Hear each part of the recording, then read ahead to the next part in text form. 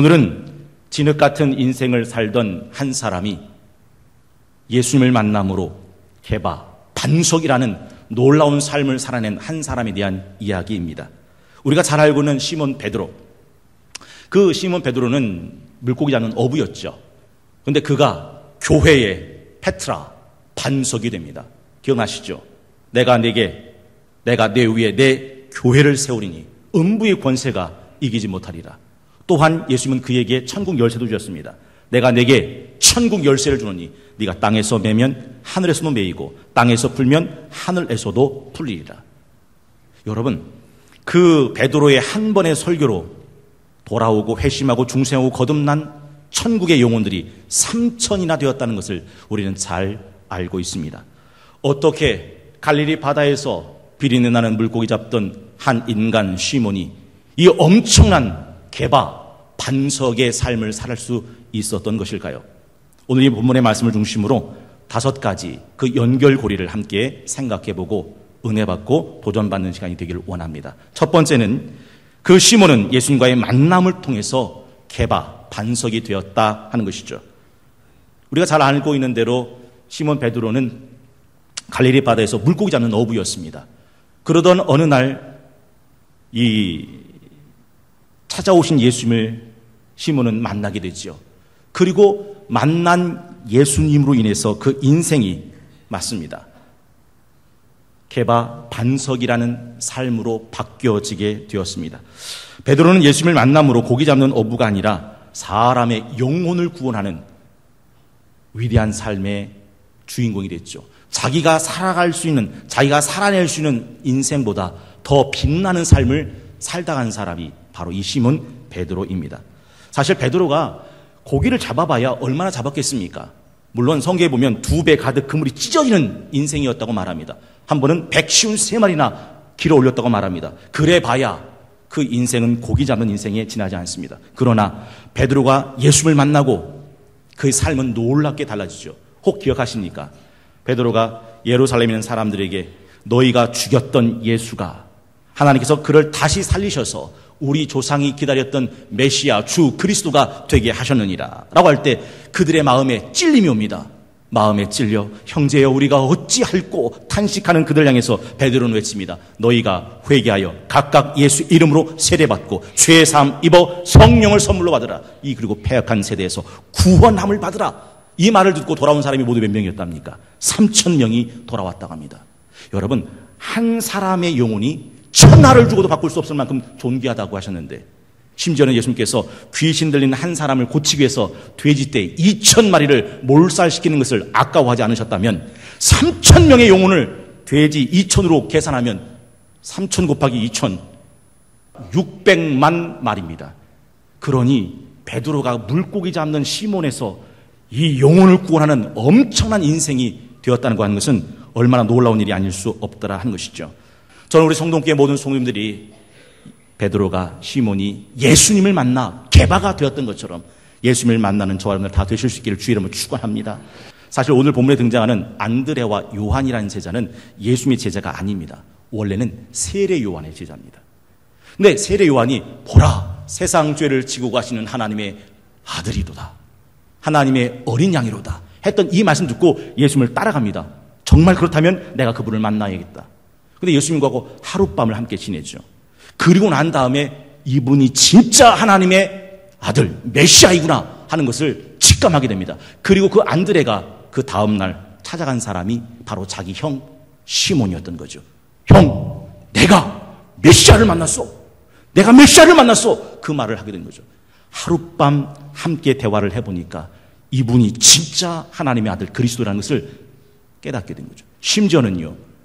맞습니다. 예수님을 십자가에 못 박았던 십자가 처형관도 예수님을 가장 가까이 6시간 동안 만나면서 돌아가실 때 그분이 했던 말을 기억하십니까? 이는 과연 실로 하나님의 아들이셨도다. 예수님에겐 이 엄청난 가마력과 설득력이 있었던 거죠. 따라서 누구든지 예수님을 만난다면 그는 반드시 변할 수밖에 없게 된다 하는 거죠. 물고기 잡는 시몬은 예수님을 만나 개바, 베드로로 변화받았습니다. 이 은혜가 함께하는 저러분들 다 되실 수 있기를 주의 이름으로 축원합니다. 두 번째는 물고기 잡는 진흙 같은 시몬이 어떻게 교회 반석, 천국의 열쇠 같은 위대한 개바가 될 수 있었던가? 그것이 바로 말씀의 순종이 그를 개바가 되게 만들었다 하는 것이죠. 여러분, 예수님을 만난다는 게 뭔지 아십니까? 예수님을 만난다고 하는 것은 태초에 말씀이 계시니라, 말씀이 하나님과 함께 계셨으니 곧 하나님이시니라 했던 요한복음에 보면 바로 이걸 이렇게 설명합니다. 요한복음 1장 1절에서 4절 말씀을 읽어드립니다. 태초에 말씀이 계시니라, 이 말씀이 하나님과 함께 계셨으니 이 말씀은 곧 하나님이시니라. 그가 태초에 하나님과 함께 계셨고 만물이 그로 말미암아 지은 바 되었으니 지은 것이 하나도 그가 없이는 된 것이 없느니라. 그 안에 생명이 있었으니 이 생명은 사람들의 빛이라. 14절 말씀이 육신이 되어 우리 가운데 거하시매 우리가 그의 영광을 보니 아버지의 독생자의 영광이요 은혜와 진리가 충만하더라. 그렇습니다. 예수님을 만난다는 것은 말씀에 내가 반응한다는 뜻입니다. 여러분, 말씀에 여러분은 얼만큼 반응해 보셨습니까? 말씀을 들어도 내가 반응한 적이 없다면 난 예수님을 만난 적이 없는 사람이죠. 그렇습니다. 예수님을 만난다고 하는 것은 내가 그 말씀을 듣고 내 전 인격으로 반응한다는 것을 의미합니다. 우리 베드로 하면 제일 생각나는 사건이 하나 있죠. 베드로에게 예수님 말씀하셨죠. 베드로야, 깊은 곳에 가 그물을 내려 고기를 잡으라. 그때 베드로는 밤새도록 그물질하고 헛수고해서 이제 해안가에 자기 배 대고 그물 씻고 잠시 집에 갔다가 한숨 자고 난 다음에 초저녁에 나와서 다시 고기를 잡으려고 하던 참입니다. 원래 갈릴리 바다는 낮에 고기 잡는 바다가 아니거든요. 밤에 고기를 잡는 바다가 갈릴리 바다입니다. 그런데 대낮에 오셔서 하시는 말씀이 깊은 곳에 가서 그물을 내려 고기를 잡으라는 말씀이었습니다. 그때 베드로는 이렇게 말합니다. 주여, 내가 밤이 맞도록 수고하였으나 잡은 것 없지만은 주의 말씀에 의지하여 내가 그물을 내리겠나이다. 그렇게 해서 잡은 것이 2배 가득 그물이 찢어지는 만선이었더라 하는 거죠. 베드로는 말씀을 들었을 때 그 말씀에 반응했습니다. 여러분 기억하십니까? 갈릴리 바다에서 배를 타고 제자들이 가고 있는데 풍랑이 일어서 밤 4시경 막 뒤집어질 찰나입니다. 그때 그 밤바다에 풍랑이는 바다를 예수님께서 걸어오고 계셨습니다. 제자들은 깜짝 놀라 유령이다 하고 놀랍니다. 그때 예수님이 하신 말씀, 내니 두려워하지 말라. 이 한마디 듣고 베드로가 뭐라 말합니까? 주시거든 나로 명하사 오라 하소서. 참 베드로가 대단한 사람이에요. 그 밤바다 풍랑이는 바다 배가 뒤집어질 찰나에 주님이시라면 나로 명하사 오라고 하십시오 라고 말을 하는 겁니다. 근데 예수님이 더 놀랍죠. 그 말 듣고 오라 라고 말하는 겁니다. 그때 베드로는 그 밤바다에 자기 발을 내딛습니다. 배에서 나와 바다를 걷기 시작했던 사람이 베드로입니다. 베드로는 언제나 말씀이 떨어지면 그 말씀을 반응했던 사람입니다. 모래 위에 지은 집과 반석 위에 지은 집을 성경은 이렇게 말씀하시죠. 마태복음 7장 24절 말씀을 제가 읽어드립니다.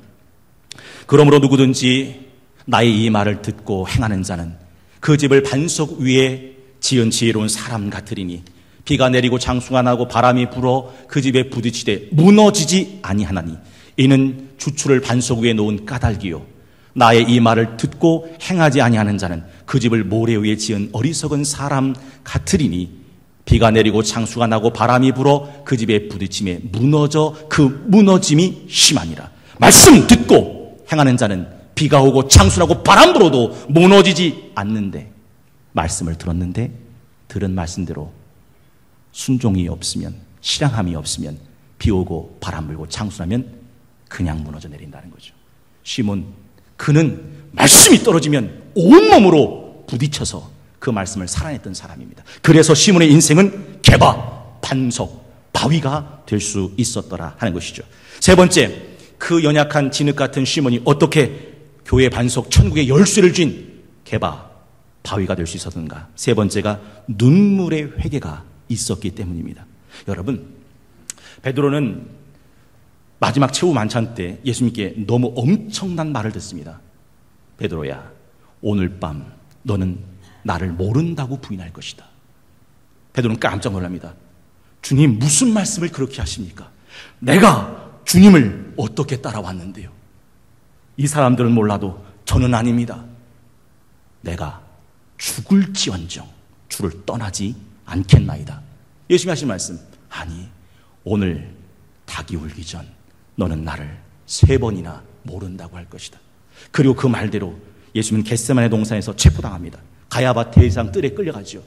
예수님은 거기서 심한 모욕과 수치와 조롱을 당하십니다. 침뱉음을 당하시죠. 그리고 옷을 벗기십니다. 사람들이 조롱하고 사람들이 신문합니다. 그때였습니다. 예수님을 멀리서 바라보던 이 베드로에게 한 여인이 다가오더니 한 말이, 나 당신 알아. 당신도 저기 저 예수라는 사람과 함께 있었던 예수의 사람 아니요? 라고 말할 때 베드로는 시급하며 말합니다. 나 그를 모르. 난 저 사람과 상관이 없어. 그리고 마지막엔 저주합니다. 그때였습니다. 꼭기요 새벽 닭소리가 울립니다. 성경은 그 장면을 이렇게 말하죠. 마태복음 26장 75절. 이에 베드로가 예수의 말씀에 닭 울기 전에 네가 3번 나를 부인하리라 하심이 생각나서 밖에 나가 심히 통곡하니라. 여러분, 베드로는요 그 닭소리를 듣고 주님의 말씀을 떠올리며 자신의 죄의 허물의 연약함에 밖에 나가서 통곡하며 울 수 있는 사람이었습니다. 여러분, 그렇기 때문에 그는 연약한 진흙 같은 시몬이었지만 진짜 교회의 반석, 천국의 열쇠를 가진 게바, 바위가 될 수 있었습니다. 전 여러분들에게 여쭤보고 싶습니다. 베드로는 닭소리를 듣고도 자기를 돌아보고 자기의 애통함을 가질진데 살아계신 하나님의 말씀을 들으면서도, 심장의 폐부를 찌르는 말씀을 들으면서도 여러분의 마음은 어떠십니까? 적어도 시몬은 애통할 수 있는 마음을 가졌습니다. 여러분, 사람은요 무너져요. 왜냐하면 연약한 인간이기 때문입니다. 죄 많은 인간이기 때문입니다. 문제는 그 죄가 내 가슴에 부딪힐 때 내가 어떻게 반응하느냐, 그 차이죠. 저는 청년들에게 이런 도전을 드려요. 청년들은 세상의 정욕에 매이기 쉬운 때입니다. 제가 청년 시절을 지내왔기 때문에 알아요. 여전히 버리지 못한 죄가 있다면 지금 이 청년 주일 예배를 통해서 그걸 끊어내셔야 합니다. 돌이켜내야 합니다. 그 죄에서 벗어나야 합니다. 왜냐하면 알면서도, 여전히 죄를 알면서도 내 마음에 그 죄를 품고 있으면 결국 그 죄는 내 눈을 멀게 만들고 내 양심을 마비시키고 마침내 그 영혼을 집어삼키게 되기 때문입니다. 처음에는 죄 때문에 놀라지만 회개하지 않으면 그 죄에 익숙해질 겁니다. 그 죄에 익숙해지면 그 죄가 이제 편안해질 것이고, 편안해지면 이제부터 그 죄를 즐기기 시작하게 됩니다. 즐거워하다 보면 그 죄는 나도 모르게 습관이 되고, 습관이 되면 죄책감 같은 건 사라져버립니다. 그리고 돌이켜야 될 때가 오더라도 돌이킬 수 없게 되는 거죠. 그리고 그는 죄 때문에 망합니다. 시몬은 닭소리를 듣고 밖에 나가 울었습니다. 4번째는 그 진흙 같은 시몬이 반석, 바위 같은 게바가 될 수 있었던 4번째 이유는 주님을 향한 사랑이 바로 그를 게바가 되게 만들었다 하는 것이죠. 여러분 기억나세요? 베드로가 만선이 돼서 돌아왔을 때 예수께서는 베드로에게 이런 제안하십니다. 베드로야, 나를 따라오너라. 내가 너를 사람 낚는 어부가 되게 하리라. 그때 베드로는 배와 그물을 버려두고 예수를 따르니라 라고 되어 있습니다. 전 그 뒤에 이 말을 붙이고 싶었던 겁니다. 그건 사랑이야, 사랑이야. 여러분 기억하세요? 벳사다 들녘에서 5,000명이 예수님의 기적을 맛보고 난 다음에 쫓아왔다가 너희가 떡과 고기를 먹음으로 나를 따르느냐? 너희 선조들은 만나와 메추라기를 먹고도 죽었느니라. 내 살을 먹어라. 내 피를 마셔라. 내 살은 참된 양식이요, 내 피는 참된 음료라. 그때 사람들이 이게 무슨 소리요?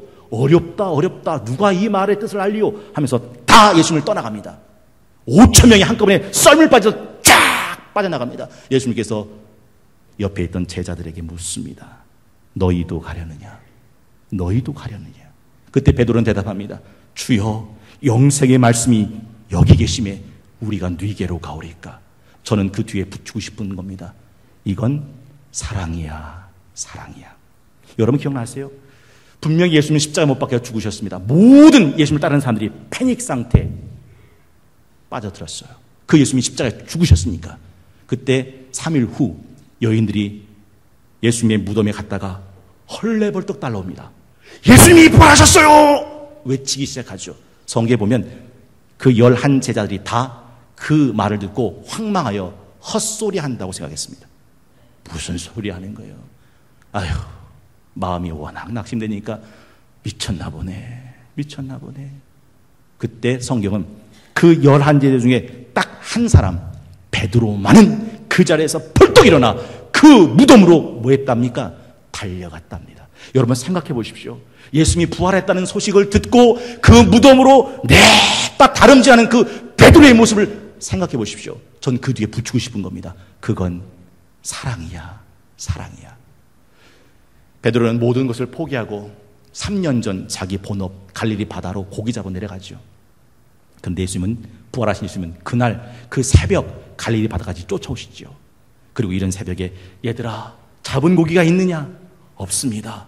배 오른쪽에 그물을 내리라. 잡을 것이다. 잡았더니 던졌더니 배 오른쪽에서 그물이 153마리가 고기가 잡힙니다. 그 순간 제자들이 말합니다. 주님이시다! 놀랍죠? 주님이시다! 라는 이 한마디에 베드로가 어떻게 했는가? 요한복음 21장 7절에 보면 이렇게 되어 있습니다. 예수께서 사랑하시는 그 제자가 베드로에게 이르되 주님이시라 하니 시몬 베드로가 벗고 있다가 주님이라 하는 말을 듣고 겉옷을 두른 후에 바다로 뛰어내리더라.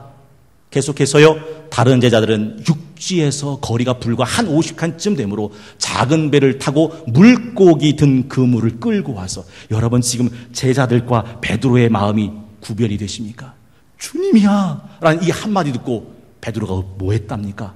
바다에 뛰어드는 겁니다. 다른 제자들은요, 잡은 물고기 그물을 어떻게 해야 돼요? 놓고 갈 수는 없잖아요. 그러니까 그걸 끌고 노를 저어서 온 겁니다.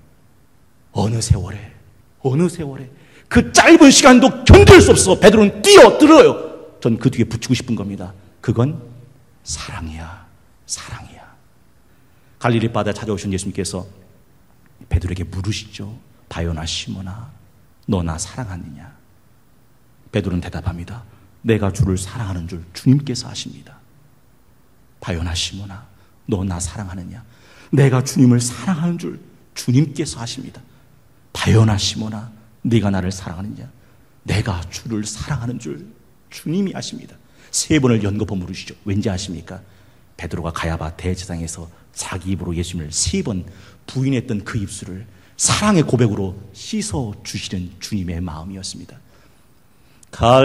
갈릴리 바닷가에서 주님은 시몬에게 물으셨네.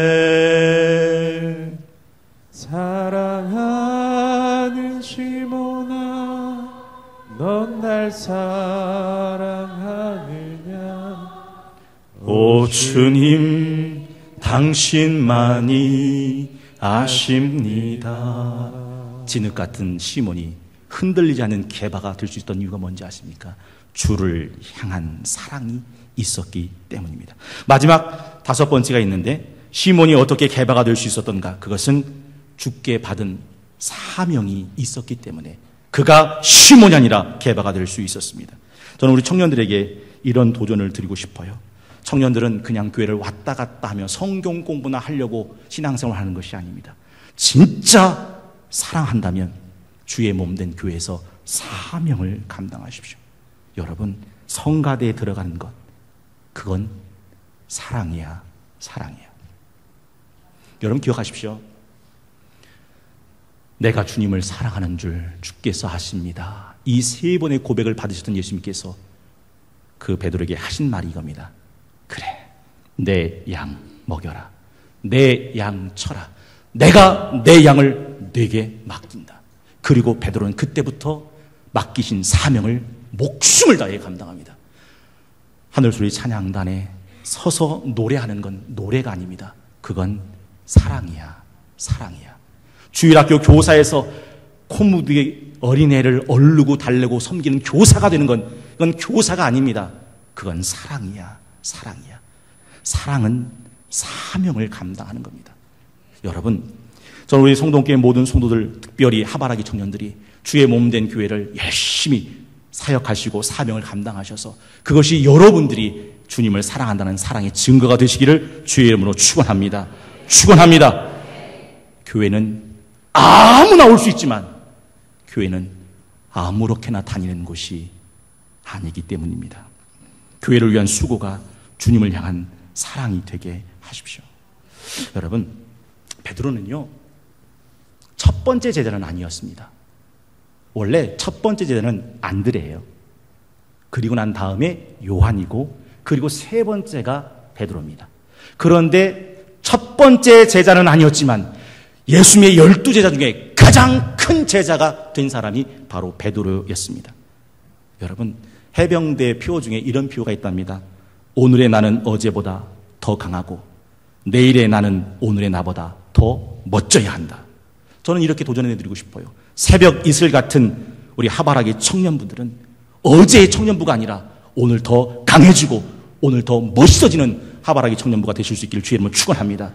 여러분의 신앙도 작년 같은 그런 신앙이 아니라 작년보다 더 강하고 작년보다 더 멋있어지는 그런 신앙생활을 하실 수 있기를 주의 이름으로 축원합니다. 여러분 기억하세요? 베드로는 겟세마네 동산에서 예수님께서 힘쓰고 해서 더욱 간절히 땀이 땅에 떨어지는 피같이 되도록 기도할 때 뭐 했던 사람입니까? 잤던 사람입니다.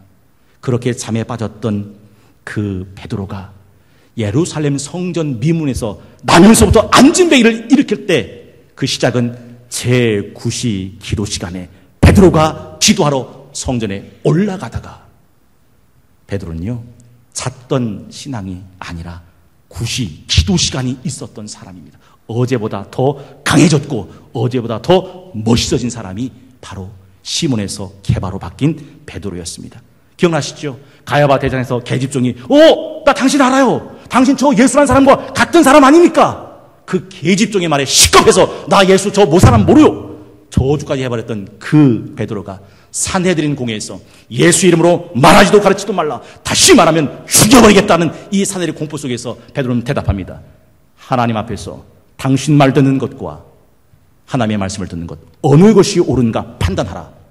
이게 베드로의 모습이었습니다. 어제의 베드로가 아니었다는 거예요. 어제보다 훨씬 더 강해졌고 어제보다 훨씬 더 멋있어졌습니다. 기억나십니까? 칼을 뽑고 설쳤던 그 베드로. 겟세마네 동산에서 잠자고 있다가 칼과 몽치를 가지고 쫓아온 군사들을 대항하기 위해서 냅다 칼을 뽑아서 말고기를 내리쳤던 그 베드로. 그때 그 베드로가 산헤드린 공회에서 다시는 예수 이름으로 전하지 말라고 하는 겁박과 함께 40에 하나 가는 태형을 때려서 등짝이 난장판이 됐을 때 성경이 이렇게 말합니다. 그 채찍을 맞고 예수의 제자로 여기심이 합당하게 여겨 기뻐하며 돌아왔다. 그것이 어제의 시몬과 다른 오늘의 베드로의 모습입니다. 저는 오늘 말씀을 정리하면서 특별히 우리 사랑하는 성동교회 모든 성도들에게 이런 부탁을 드리고 싶습니다. 예수님의 관점을 가져달라 하는 것이죠. 사실 베드로는 그렇게 좋기만 했던 사람은 아닙니다. 그런데 그럼에도 불구하고 예수님은 제일 먼저 베드로에게 하신 말씀이 너는 지금은 시몬이나 장차 게바가 되리라 라고 말씀하셨습니다. 그 베드로 속에 있는 가장 최고의 가능성, 그걸 인정해 주셨고 그걸 축복해 주신 분이 예수님이셨더라 하는 거죠. 여러분, 우리 성동교회 모든 성도들이 우리 하바라기 청년부 한 사람 한 사람을 이렇게 바라봐 줄 수 있다면 우리 하바라기 청년부도 기꺼이 게바 같은 청년들이 다 될 수 있는 줄로 믿습니다.